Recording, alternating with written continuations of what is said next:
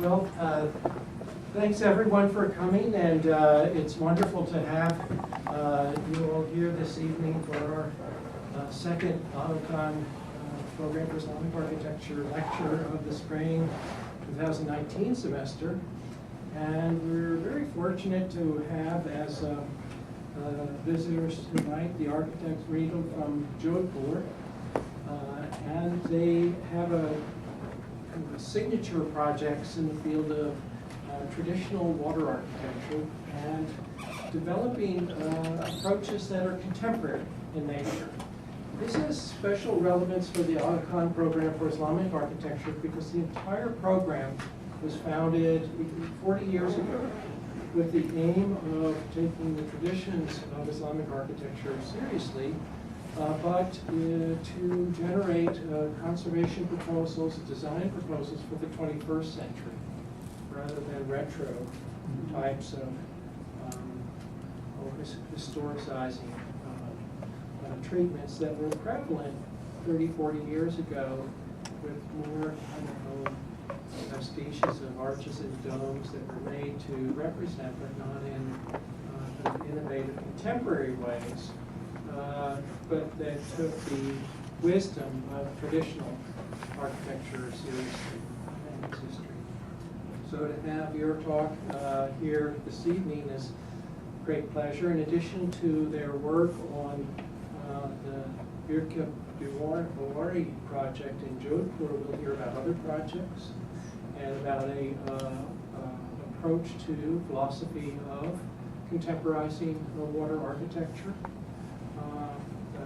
Their practice is also quite broad. It includes contemporary architectural design in an office context that includes institutional buildings, public-private commissions, as well as this heritage related design.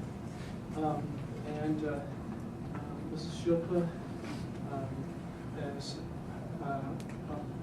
practice and expertise in the crafts and textile arts and architecture, interior design. And that comes into and weaves together with the architectural practice. And together, I just learned tonight, they also have a leadership role in the Folklore Institute in Jodhpur of Dr. Komal Kotari, who is the great folklorist of the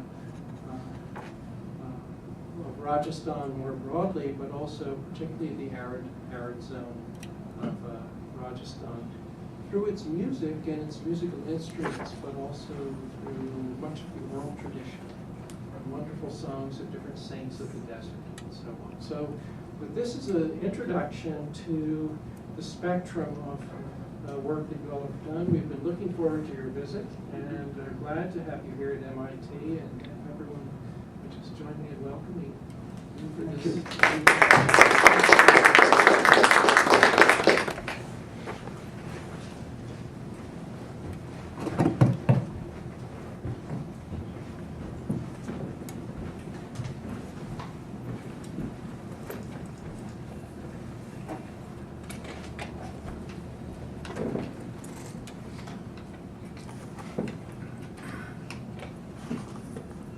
Good evening, everybody.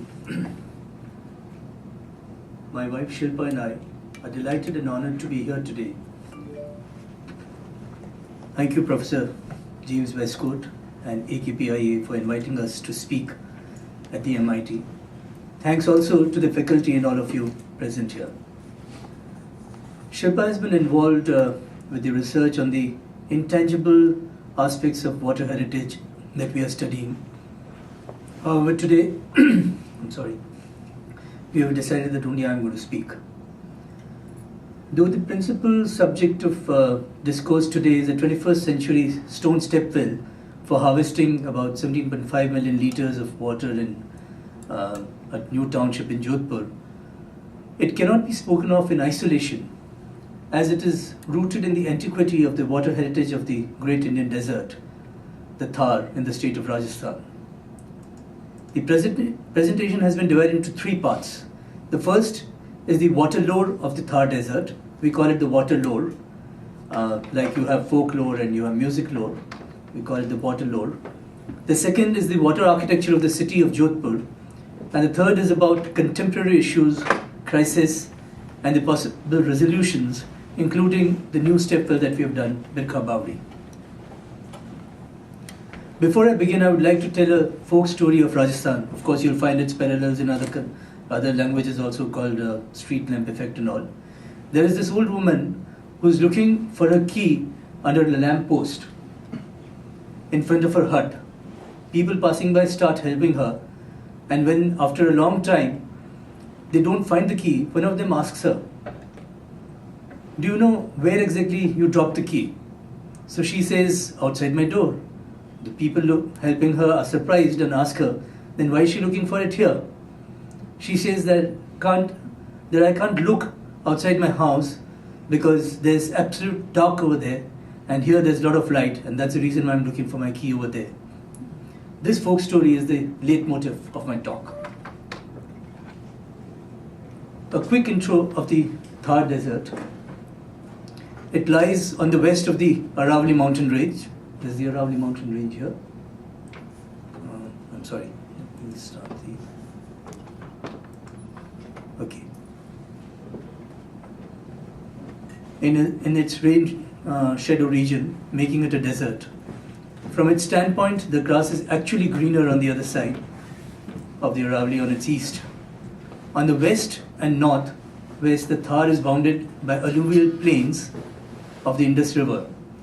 It is divided by the territorial boundary of India and Pakistan, such that 85% of it falls in India and 15% in Pakistan. It extends to the Great Run of Kutch near the Arabian Sea coast.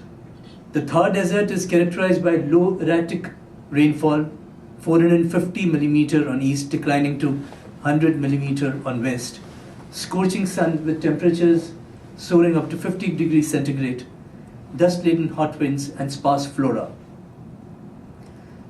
Spread over 320,000 square kilometers, the Thar covers 62% of Rajasthan and 6% of India.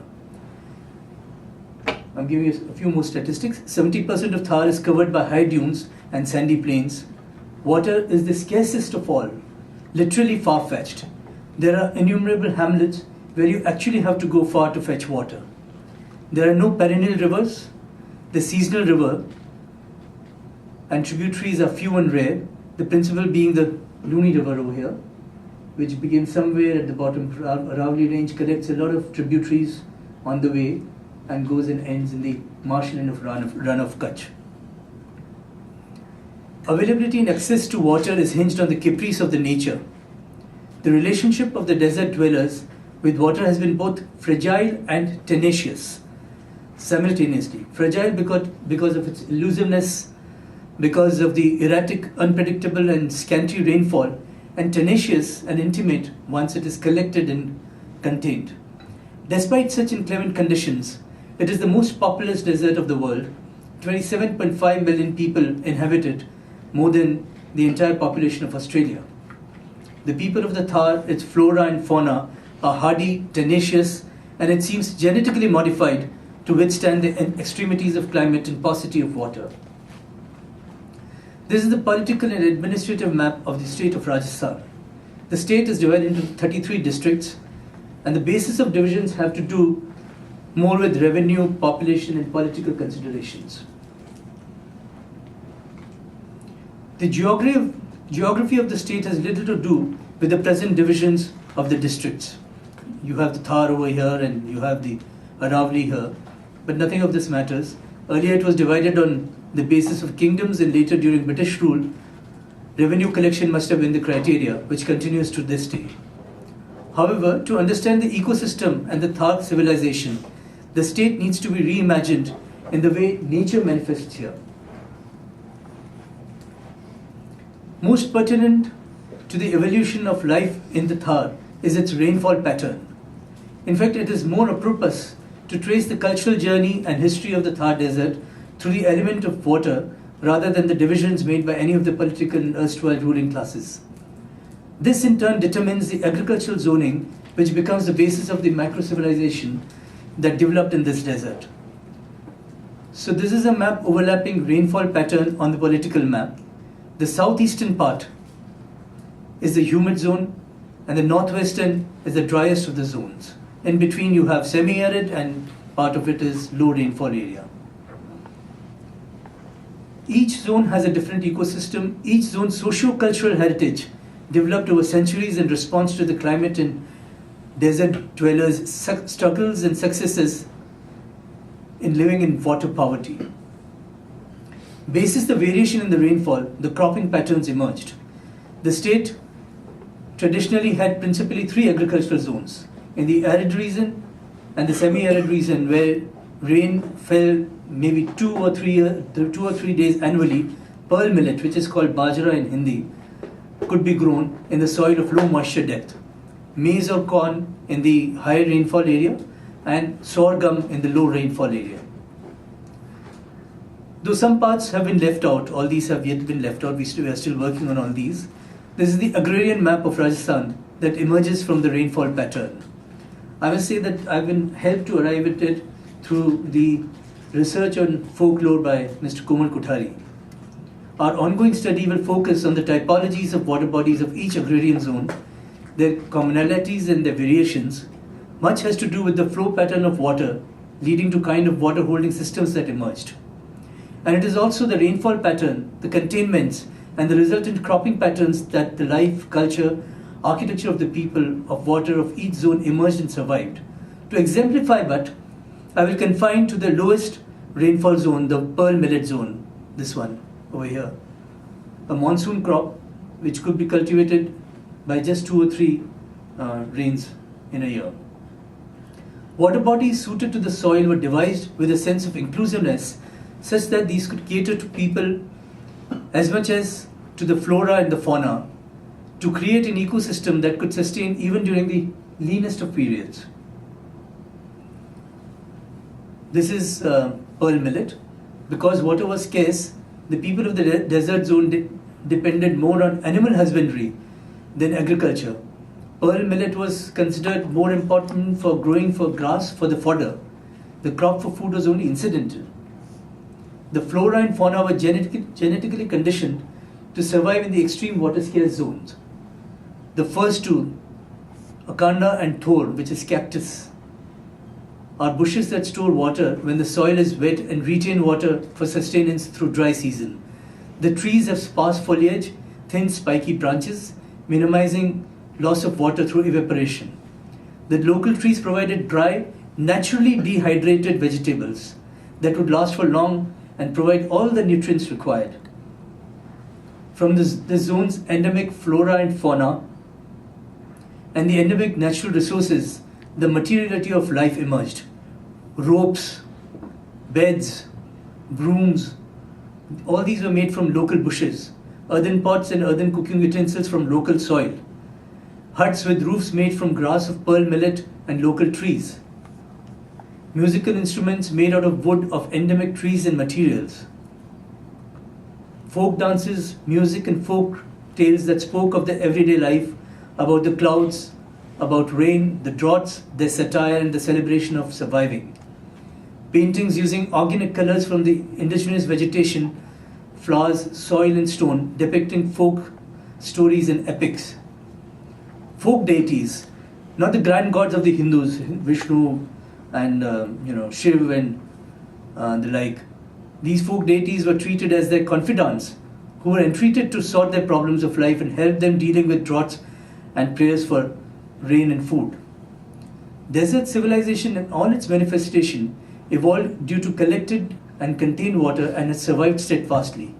Rain pervades in all the tangible forms like crafts and materiality, and in all the intangible forms like the prayers, the rituals, the gods, etc.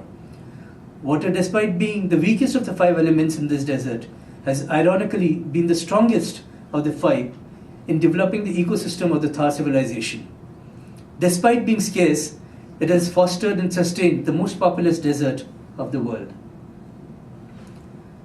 Nothing in the desert is dreaded more than death by drought. There is this old saying in the Thar that translates as TB, leprosy, cough and cold, you may give us with both hands. Kill us in many ways, but don't kill us by depriving us of rains. Just as water has been the lifeline, the dread of drought has driven the Thar inhabitants to devise ingenious methods to collect and contain water for extended period of drought by harnessing every drop of the occasional rain from the natural and artificial catchments that they make. It was in creating basins to harness rainwater where it fell that they used the astute ingenuity. The effort was in not letting even a bit of rainwater or a stream of rainwater go waste by designing a variety of water bodies suited to the topography and geology of the location where rain fell. From small to large, simple to ornate, collected as much water as possible to last for as long as possible. Ironically, saving for a rainy day is a phrase whose literal and figurative meanings are strikingly opposite in this context. They had even mastered the art of retaining moisture in deep soil. You see the small well over here. So this is the large pond, and from here the water would leak into the deep soil. This would be dug very deep, and moisture would get in the soil. And when extended period of droughts would happen, they would squeeze that soil and get water out of it.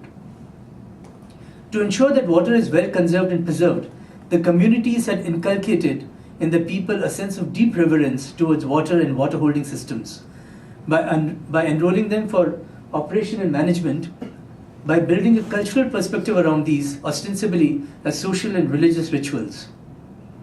The process of construction was largely community driven, where the common people would have to lend their time and labor as a religious duty.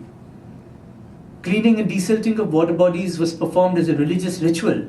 The silt was treated as prasad, or a sacred fertilizer offering that enriches the soil and crops. The silt would be used to rebuild fresh berms around the pond, and also, if you're making a new house and if they take silt from there, they would feel that the house, and there'll be happiness in the house. This is an inscribed stone pillar over here, installed near water bodies, almost invariably all water bodies. It has sculpture of deities which inculcates in the community an idea of sacredness to alert people that they are in a pious zone where they must exercise the deepest reverence. One would have to remove one's footwear to enter the pious water zone, and disregarding would invoke social and religious ridicule. Water bodies became the most important feature of any settlement and gradually transformed in probably the most exquisite repository of subterranean water architecture of India. A simple village pond gets articulated into a simple architectural form with construction of steps all around to make the access to water easy and offer space for sitting, gathering, social interaction and festivities, creating architecture out of a pond. A plain thin staff in the middle of a pond to gauge the level of water is transformed into an exquisite pavilion to calibrate water depth and indicate the number of punts the water would last. A simple draw well gets architecturally expressive as a stepped well with mesmerizingly designed steps for accessing water, making it a socio-cultural space. A simple rock-cut cistern with linear steps on one side to walk down and fetch water is transformed into spectacular step well, replete with intricate carvings, subterranean cool chambers for interaction and gathering, and pavilions in between. It was the architecture that was designed around water that made the entire water heritage rich, engaging, and sustainable. To water, man brought the best of his skills as offering in worship by constructing water buildings as temples to water. The aspects of creation, management, and sustenance of the water heritage of the desert antiquity are so entwined that none can be seen in isolation. But what is at the core is the fact that the entire saga is common people oriented. Ironically, even in the times of kingdom and monocracy, there was complete democracy in water governance. Almost the entire bank of drinking water sources in rural and urban areas of the desert was sponsored by philanthropists and individuals with community participation. State had very little role to play over there. The catchments and water bodies were common properties, and water was a free resource and a collective responsibility of the community. A discourse on the entire range of the Indian desert's water heritage is too vast for the kind of time we have today. So I will therefore confine myself to the urban water legacy of only the desert town of Jodhpur as part 2 of this presentation. Excuse me. The story of the majority of water-stressed regions in the third world and the developing nations is not very different from India, especially where the ingenuity of ancestors created a wealth of water harvesting structures. Jodhpur is only a case in point, otherwise it is a global affair. Unlike the alluvial plains of the Thar Desert, the water heritage of Jodhpur, which is partially located on the fragmented outcrops of the Aravalli range, is different in its typology and materiality. Till the first half of 15th century, the seat of the small kingdom was situated on a small hillock about north of the present fort of Jodhpur. From a defense point of view, it had become unviable due to frequent attacks. In 1459, the then ruler Rav Jodha founded Jodhpur on the highest peak of a ridge about 10 to 12 kilometers from the original capital, which is about 400 feet above the plains that you have of here, offering a commanding view of any approaching.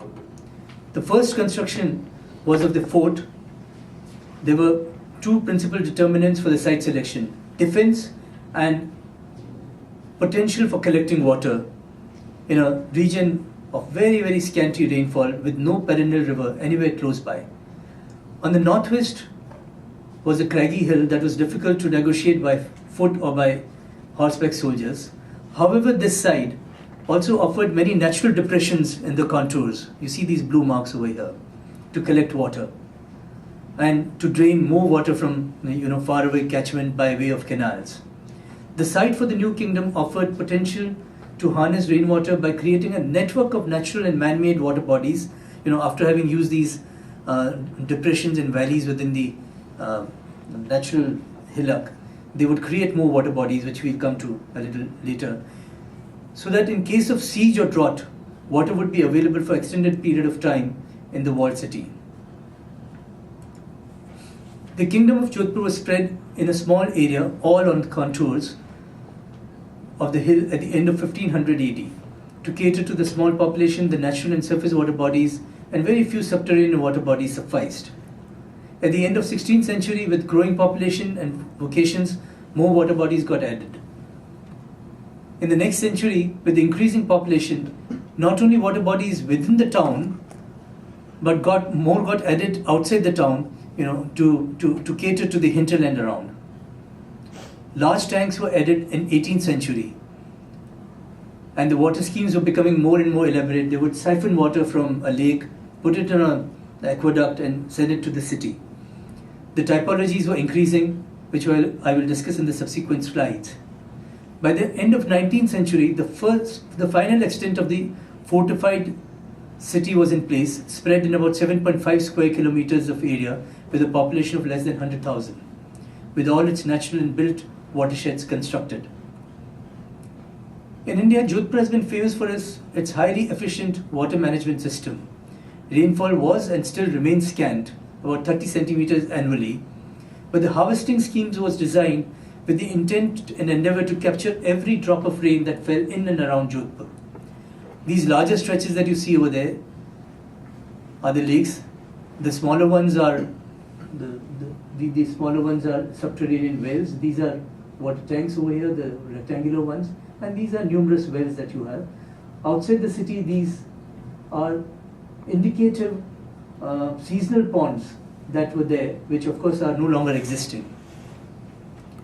About 20 to 30 meters below the plains, on this side, the bottom of the screen you see, was the Jojri Nadi. So after having satiated all the tanks and all the water bodies within the city, the water would be allowed to flow into Jojri Nadi, which would further go and connect to a Luni river, which ends in Rann of Kutch. And during its course, what it would do is it would feed the agriculture farming in the hinterland and recharge the aquifers of the wells that are dug over there. These pictures show the entire gamut of water bodies of Jodhpur, the complete hierarchy, to divert and capture all the rainwater. In the first row are the surface water bodies.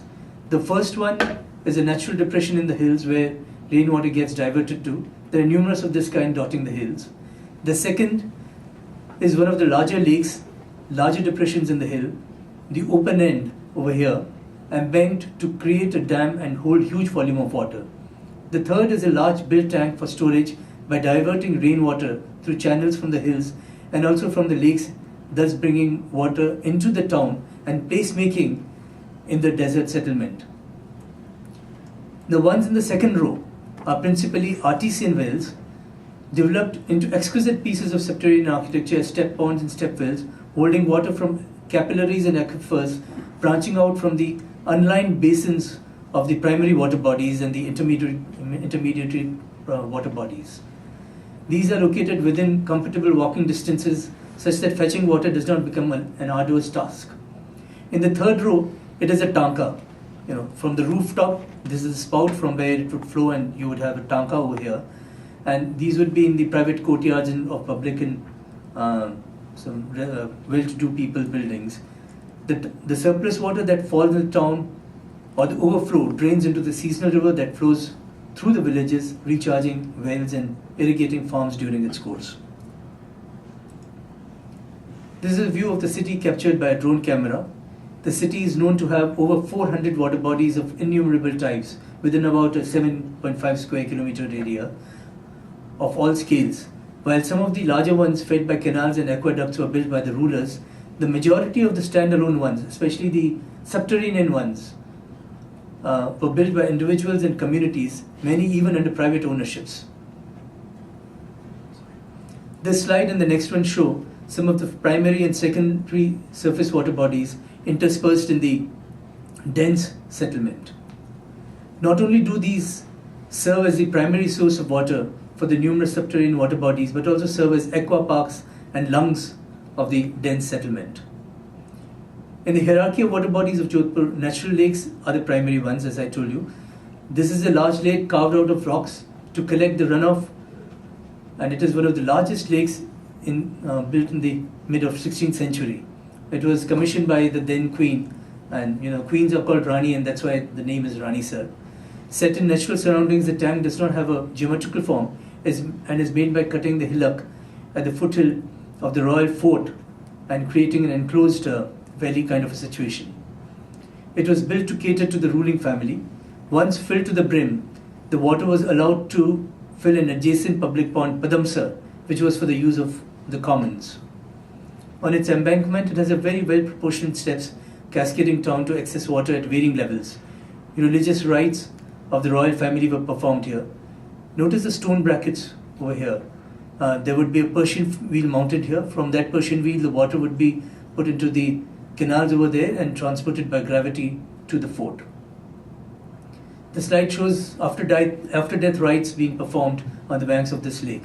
Social connect has been essential for sustaining these water bodies. A very interesting find of this ingenious water conservation scheme was chanced upon a few years ago when this lake was dried up. It was discovered that there were numerous small wells called Beri, about 6 or 8 of them, within the lake that would get filled and recharged with the lake water. These wells would serve at the time of extended drought long after the entire water of the main lake had dried up. The ancestors had mastered even the art of seizing water from even a rocky terrain. Another primary source, the lake Balsamand on the north of Jodhpur, has a very large catchment. But this was this existed even before the city was constructed, before the fort was founded. Rainwater falling on other catchments are drained into this lake by numerous feeder canals, augmenting the total water quantity. The feeder canals connecting catchments to lakes and the lakes to the storage tanks within the city total add up to almost 85 kilometers in length. On the embankment, a palace was built with a sprawling garden and extremely beautiful marble waterfall, creating a magnificent architectural piece. Today, this palace is being used as a high-end hotel where Professor James Dube's court has also stayed. The larger surface water bodies, the lakes, were under the state control, whether it was Balsamand or it was the one next to the fort. There would be only one embankment with cascading steps and a royal building with a sprawling garden.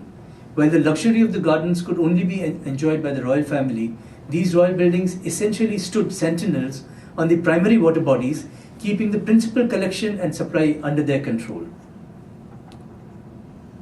Rainwater from far-off catchments were conveyed to the lakes and ponds to the city through very intelligently and strategically laid out canal network. This is a picture of a stone aqueduct channelizing water from the Balsamand Lake into the tanks within the city, which is the next typology. Next in the hierarchy were large tanks built as secondary and intermediary water bodies to store water channelized from the natural lakes. More such tanks on other directions were fed by primary lakes on respective directions.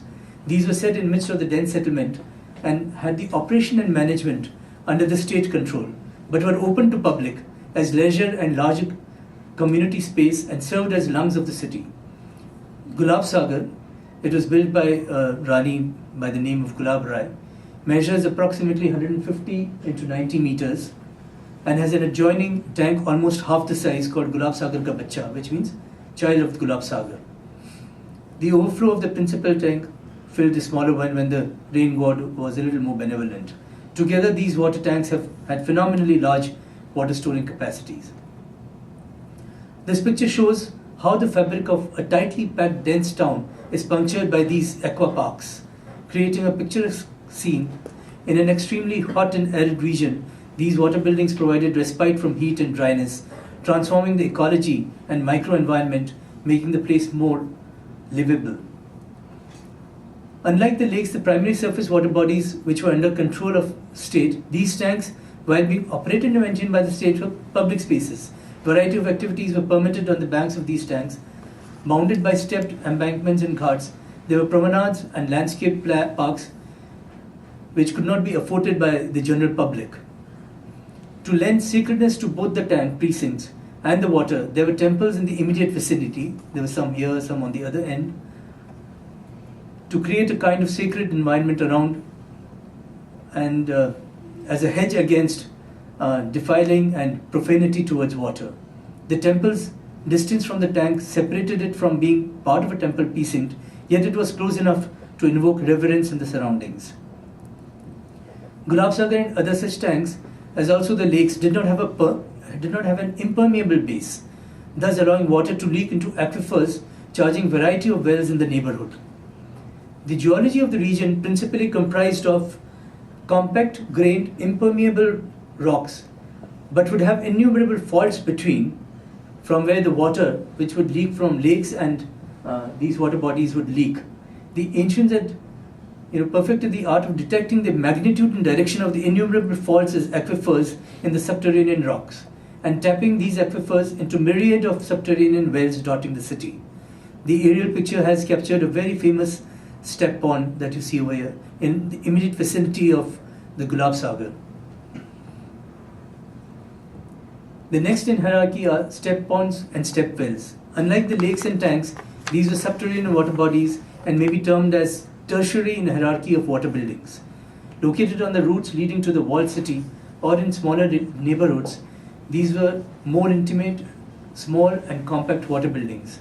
Water collected in the permeable beds of surface water bodies would leak into these faults and feed about hundreds and hundreds of these subterranean water bodies. The ones located outside the walled city were very rarely used for drinking and domestic purposes, especially the jhalra. This particular jhalra, which has been marked over here, this one, this was close to a crematorium, so after the last rites people would go and take a bath over there for ablution. And this would also cater to a flower garden and a vegetable garden for the royal family. Step ponds are generally square in shape. The steps are shaped in a manner that appear like frills, and hence the name jhalra, because jhalra in the local language means frills. These step ponds of square geometry with their retaining walls ingeniously fashioned as an amazing cascade of short steps on three sides. So you're basically moving towards water now and not around water as you would move in a water tank. A structure built on the fourth side on top of the deepest end This structure would normally house verandas and small chambers at different levels and mechanical devices for drawing water, the Persian wheels and its variants. The devices to draw water would either be manually driven or by bullocks. The water would be transported by either bullock carts or manually in leather bags by water carriers who are called bishti in the local language. The depth of these ponds vary with varying levels of aquifers and go as deep as 80 to 100 feet. And you can't just run down into the well. The steps are so arranged that one has to tread carefully and consciously into the inverted shikhars of these water temples, invoking reverence for water. Structurally, the staggers of the retaining walls of these ponds have been fashioned as steps. These serve as community spaces for seating and social gathering. Water collected in pots and vessels would be heavy, and the climbing of steps would facilitate comfortable movement and also function as seating and placing the pots at higher steps without bending. Yet another but far more elaborate subterranean typology of water buildings is step well, Bawdi in the local dialect. These would slice into smallest of voids in the density and were very intimate as well as were facilitating greater privacy. Compared to step ponds, these were far more in number, and majority were built by philanthropists and many by women. The one shown in this picture again is outside the walled city, possibly used for agricultural farming. It was also close to one of the 5 entrances to the city. This too is fed by aquifers from the Ranisar tank that you have just under the fort. In addition to the principal function of facilitating access to subterranean water, these were also social and community buildings.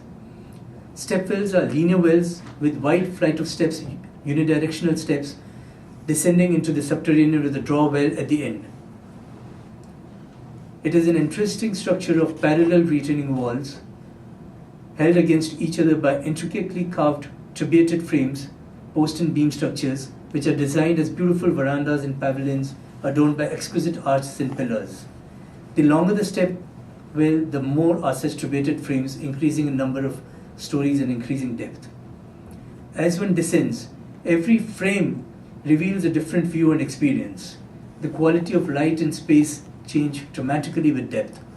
Outside noises get muffled, and the stepwell becomes cooler as one gets deeper inside. Fetching water from the closest water source was a task mostly carried out by women in the household. These stepwells also served as this platform for social interaction, where they would meet other ladies and converse and spend leisurely time. For a few women, this was the only outing they had amid daily chores and domestic responsibilities. Relative to step ponds, which were intimate, but in form they were more extrovert, these stepwells were more intimate and introvert in form. These are pictures of aquifers in the intermediate levels of Bawdis and Jhalras. Some of these have, spout kind of shapes over here, because people would know where the aquifers are running and where the water is going to come from. So throughout the length, throughout the depth, they would have many such aquifers. Next in the hierarchy are simple wells. These dotted the city and were made in every nook and cranny to drain aquifers. These wells were built on roadsides, inside temples, mosques and private houses. On the Google picture, along the street, you can see numerous these blue dots. It's all dotted by wells of these, just simple wells. And most probably the aquifers emanate from Ranisar and Padamsar just under the fort. It offers a sectional understanding of the water holding systems of Jodhpur. Wells were not only public and community resources, these were made in personal domains and private premises also. The ones in the public areas like streets and chalks invariably served as social spaces. In fact, the chalks or plazas were dynamic public spaces. Morning, these would be focal points of the work-bound menfolk. Later in the day, these plazas would function as market squares with hawkers and pedestrian markets visited by womenfolk. And a well in the plaza would often have a tree around and a raised platform to sit and gather and catch up when they would come to fetch water. Some of the wells were covered with beautiful, well-articulated buildings. Notice a picture of the one on the right, this well. It was intriguing to see that the water of the well would never become still. Later I discovered that it is one of the 20 wells dug over one big aquifer constantly flowing, and I am told there are only 9 of those remains. The well in the public domain would often be protected by being housed in small enclosures that were guarded. Some of these were, under lock and key, and could be accessed only by permission, as the waters presumably had curative properties and would be used sparingly. It is believed that the aquifers ran through, say, either a mineral bed or a copper bed, and would offer some medicinal properties. The well-to-do would have wells within the premises, and many temples and mosques would have wells that were considered holy. Yet another typology is tanka, small underground masonry reservoirs built mostly with private buildings, temples, and open areas with small catchments to drain roof or surface water. This water would invariably be used for kitchen and cooking purposes, and just one dose of alum would be good enough to make it fit for consumption. Though these are pictures and plan of a typical desert street of, the dense street within the Jodhpur city, it is an important component of the water heritage. The rainwater that falls on the streets and rooftops of flanking houses converts the lanes into temporary nalas, draining into large ponds outside the city in different directions. These ponds recharge numerous wells spread on the outskirts and are used for farming or new settlements that come up. The surplus water drains into the seasonal river, which recharges wells and irrigates farms along its course. Unfortunately, with the afflictions of changing times, the legacy of water heritage of Jodhpur got lost in the din of lopsided development that is the bane of entire India. Changing lifestyles in urban areas and water-intensive crops instead of region-appropriate farming escalated demand for water. The huge repertoire of the traditional water bodies, managed by communities with a participatory and democratic approach, was relegated in favor of a centralized state-controlled modern water infrastructure.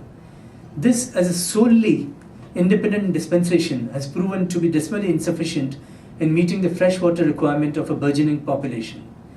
In fact, it was during the colonial rule that the tradition of indigenous communities governing water infrastructure at local levels was gradually demolished. Large irrigation schemes were promoted ostensibly to augment agricultural farming, but actually with the intent of eking out higher revenue. And this spate of overwhelming the traditional water bodies continued even after independence. Ironically, when India came to be democratically governed, the democracy in water governance was lost to centralized state-controlled water system. Expensive dams and canals were built to supply water from faraway catchments and rivers. Canal-driven river waters from neighboring states and rainwater collected in dams was supplied in unprecedented volumes.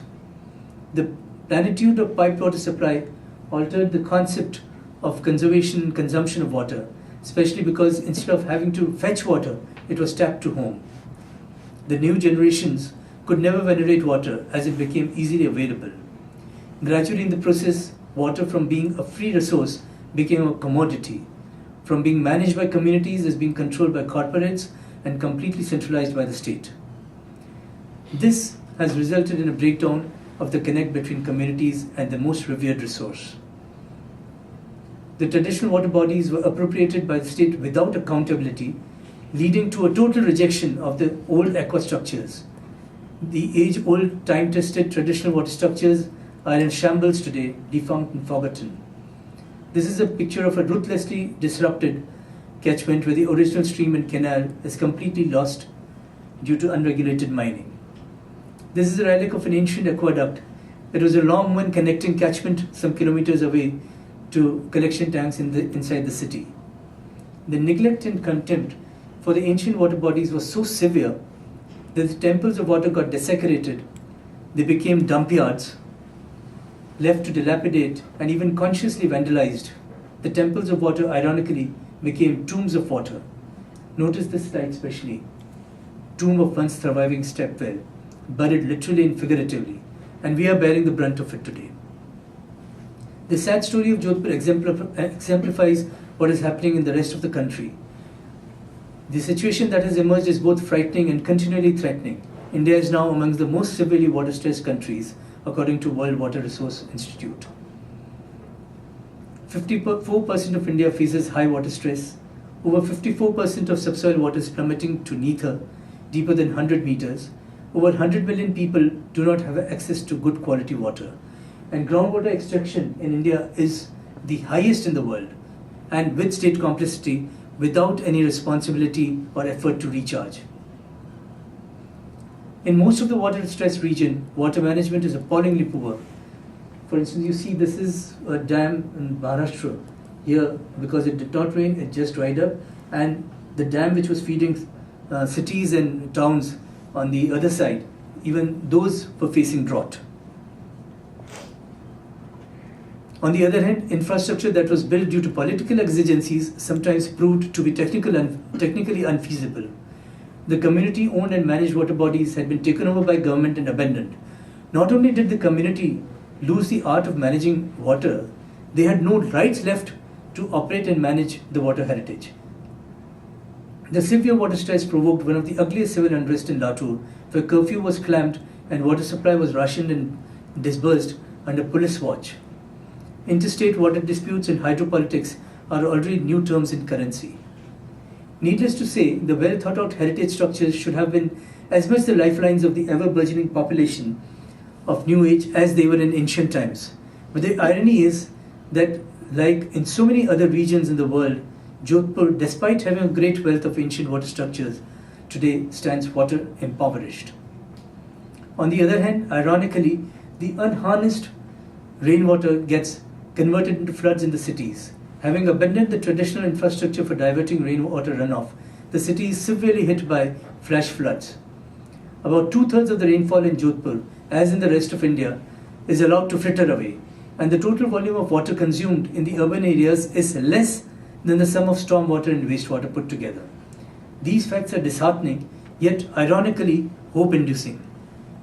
The pluvial flooding clearly demonstrates that cities are large active catchments and that there is a great potential for rebuilding a huge water resource by harvesting the wasted waters from the local catchments for collection and for subsoil recharge. Amidst the growing challenge of meeting the deepening water crisis, it has now become vital that the ancient wisdom of harnessing water is revisited and contemporized by resurrecting the traditional ones, creating new ones, rationalizing the modern, and integrating the entire gamut of water infrastructure to build a diverse portfolio of water network.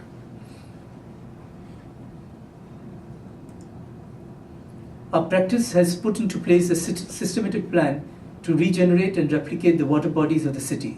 Part A of the initiative will be to address the traditional water buildings. Starting with documentation, we have initiated conservation of structures to restore to the original shape as much as possible, clean the water, and have it mainstream to the city infrastructure, and rebuild the cultural perspective around the water bodies. This is Surajkund Bawdi. This is again, I think, fed by the lakes under the fort.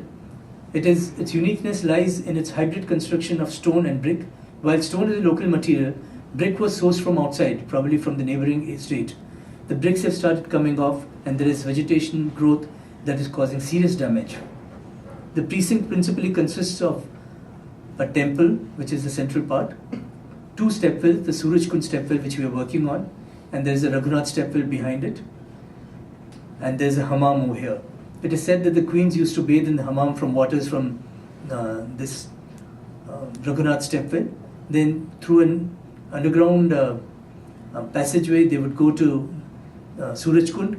There they would take holy water, spend some time. There were chambers inside, and from there they would go to the temple, make their offerings.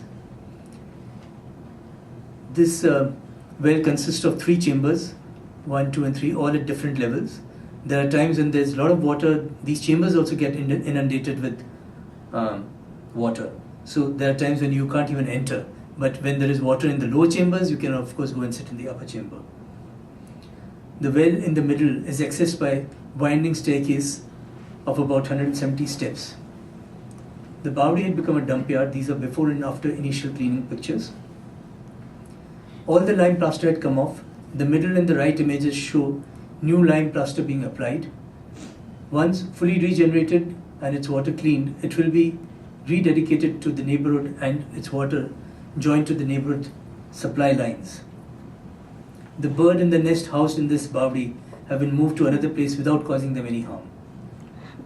Another step well being rejuvenated has been rejuvenated by a private initiative. It is an 18th century step well in the thick of the old walled city. Abandoned in early last century, it was languishing and had become a dump yard. The owners of a restaurant adjacent to the step well have initiated conservation work, essentially to enhance the value of the entire neighborhood. They initiated its restoration and cleaning recently. Rejuvenated and refurbished, it has sprung back to life, and like in old times, is also being used as a community social space. Salvaged from the ruins, these stone water bodies are great sagas of sustainability and survival and of survival instincts.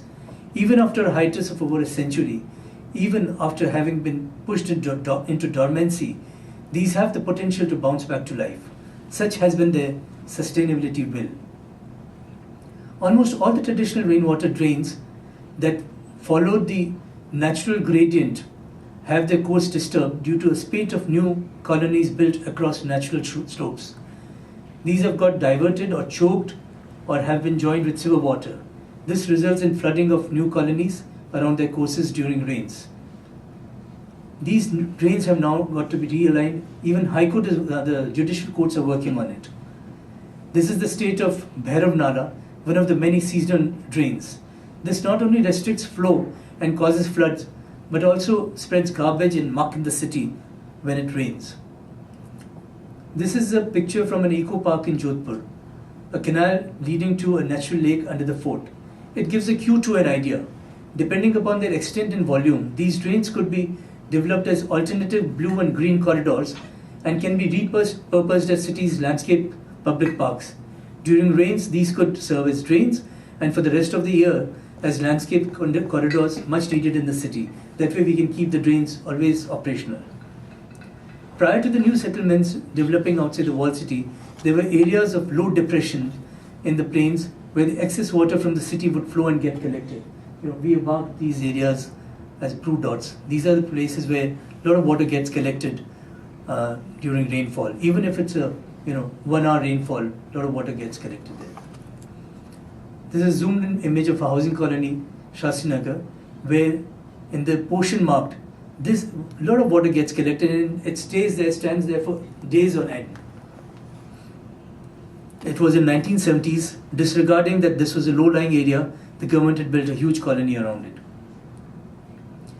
So there is an idea to tackle the flooding that happens during rains. Reverting to the old water management system of Jodhpur, the open spaces available around the waterlogged area, this was the waterlogged area over here. These can be converted into aqua parks or large water bodies. And if you can see these small blue marks that we made, these we are proposing as, these are open areas where we can have smaller chalaras and we can have smaller step pens, ponds, etc.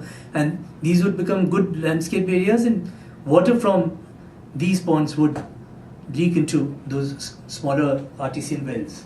And that way the entire colony can be naturally fed and it can join to the central infrastructure of the government. The idea of creating on-site water bodies like in Old Jodhpur to capture the rainwater where it falls has been successfully replicated in a new township in Jodhpur by building a new step pond, Birkha Bawdi. It attempts to reassure the golden era of water harvesting structures. This project is an initiative to restore the missing link between the ancient and the contemporary and hopefully see it emulated and perpetuated into the future. This constitutes our third and the last part of the talk. Birkha Bawdi is a massive subterranean all-stone reservoir for conserving harvested rainwater from a 110-acre catchment of a private housing township, Umaid Heritage, located in Jodhpur. Even though it is a recently built project, it was opened to public in 2009, it could well be classified as a conservation project. For in its making, it involves conservation of sorts. Conservation of the old tradition of building in load-bearing stone, conservation of old tradition of conserving water the natural way, and also the conservation and habit of practices typical to Jodhpur sandstone. Because Jodhpur sandstone, gradually with RCC taking over, there's very little construction which is happening in Jodhpur sandstone. And by making these conservation issues concurrent and inherent with new construction, they get perpetuated into the contemporary and hopefully into the future. The success of this project is highly significant as it exemplifies that such large water bodies are still feasible architecturally and financially. The township in which it is built is located on the foothills of a famed 1942 stone palace, Umaid Bhavan Palace. The site is a long, narrow stretch, almost 2 kilometers in length, on a craggy, undulating morphology. The township has a central core of green running in it. There are houses all around it, and there's a central core running here. The lowest one we chose to house our water body, the Birkha Bawri. These are images of this is an image of the site when work had been just initiated. A barren landscape on a red sandstone hill, very low water table, and having not fit for consumption water. To make it an environmentally viable venture, it was imperative to create a dense green cover and ensure continuous supply of water for its sustenance. And it was not possible to get so much water from the state. So we had to create our own source of water, and that's how the idea of Birkha Bawri germinated. This is how there are a few images to acquaint you with the nature and scale of the Birkha Bawri. This is an April 2000 Google image. Forecourt in form of a step pond. The main body of the step well, about 750 feet long, all subterranean. Though there may not be examples of both the forms in simultaneity, Birkha Bawri has been designed as a unique combination of a step pond and a step well. The former is symbolic, serving as a receiving area and a grand entrance to the earth through the latter. Birkha in the local dialect means rain, and Bawri in the vernacular means a step well, and that's the reason why it's called Birkha Bawri. The architecture of this Bawri is truly indigenous. The principal material of construction, all but mortar, is site-sourced sandstone. The negligible energy used in its extraction, delivery, processing, and construction makes it a very low embodied energy material. The red sandstone that we're picking from there is actually the overburden of the hillock, which is an otherwise waste material which we would have to dispose of at a distance at a cost. It was quarried manually using mainly hand tools, the major bulk of sandstone being sourced from the very site where the Bawri is located involved very short distance transportation. The stone beams and pillars for tributated frames were sourced from local quarries about 15 kilometers in Jodhpur. The stone for masonry and frames was hand processed on site for breaking down, shaping and sizing. The entire masonry was done manually without the aid of energy guzzling machines. The residue, waste and scrap stone and chips born of the process in sizing and shaping stone was used as heartings, infills, backfills, base and foundation concrete, thus using the quantity quarried almost in its entirety, avoiding any waste pollution. The large volume of excavated earth for creating this massive subterranean structure was utilized in reclaiming the undulations, local depressions, and balancing contours of the township site. With the overburden waste of site so completely utilized, the scrap generated in processing stone completely consumed in construction, and the excavated earth used for reclamation, a fine geological balance was achieved in making of this Bawri. It has a unique structural form. One of the greatest challenges was to obtain maximum volume of space for water by displacing minimum excavated space by construction of retaining structure. So we explored many structural systems. RCC and steel we ruled out for reasons of ecology and economy. So instead of conventional retaining walls, a new structural system was devised by reinventing that of tunnels and man-made barrel walls. The masonry structural system is divided as a pair of upended barrel walls. These upended walls stand as arcuated walls holding the earth's pressure and counterbalancing each other. The arcuated vault-like walls are very slender relative to the average thickness of a conventional dam-like wall, just about 0.7 meters thick, right from 60 feet below all the way up. Consequently, minimum excavated space was displaced, allowing for a larger volume of water storage. A module of arcuated walls held against each other by tributed frame was developed. You can see the build form. This is a picture taken from bottom towards sky. See the arcuated walls converging on the tributed frames. Once the module was structurally validated, we went ahead and made many such units conjoined end to end. And a composite structure for the subterranean reservoir was created by joining 14 such modules. This massive subterranean structure for 17.5 million liters of rainwater is about 750 feet long from here to there, an average of 30 feet wide, gradually descending 60 feet below earth, and each bay is about 46 feet long. A network of stormwater drain converge on either side. The construction of this step well is especially significant as it is built of locally available natural building material built by local craftsmen to collect the natural resource of rainwater harnessed by gravity, creating an eco-friendly structure celebrating stone and water architecture. A quick tour of the completed project. This is the entrance to the Bawri. As contemporary as it is traditional, the forecourt in form of a step pond occupies the foreground as an inviting community space for people to gather and celebrate, restoring the socio-cultural ethos and the intimate connect that the communities had in the olden times. Its magnificence starts revealing itself as one descends. The two-storied veranda marks the transition between the step pond and the step well. As one gets closer, the tributed frames form a concentric view through the post and beam, offering a binocular view of the set of perforations for inlets at the far end of the Bawri. Most of the stone used is rock-faced or rough-hewn, contrasting the rawness of stone with strict geometry. The descent into the earth offers varying experiences of light and shadow through varying frames of beams and columns. The columnar frames that enclose the volume at the end of arcuated walls hold verandas at two levels. The upper one as a passage bridging the other side of Bawri, and the lower story touching the water level when the Bawri is at its fullest, both experiential spaces for the visitors. As you descend deeper, shadows deepen, outside noise muffles, echoes amplify. The feel is earthy rather than heavenly. The elements have retained the naturalness, and the geometry choreographed through the design makes up for intricate lattice work typical to the ancient water architecture. As one goes deeper into the earth, diverse shape of sky is offered through each varying frame.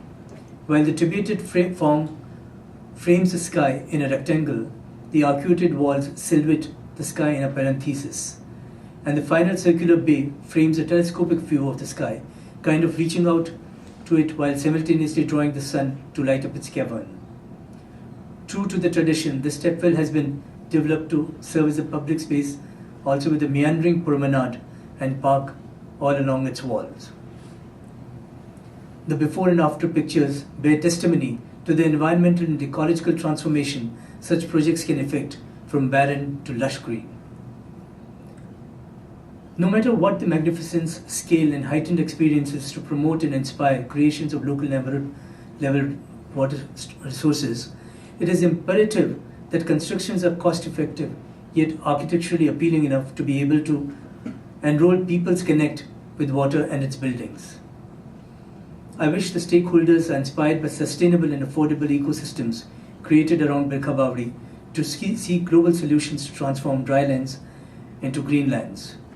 This is a traditional folk painting depicting the ecosystem of the Great Indian Desert, an inclusive environment with water at its core. I close with the hope that the governments and the communities of the world work in tandem to recreate such livable environments fit for a harmonious and balanced coexistence of man, flora and fauna. Thank you.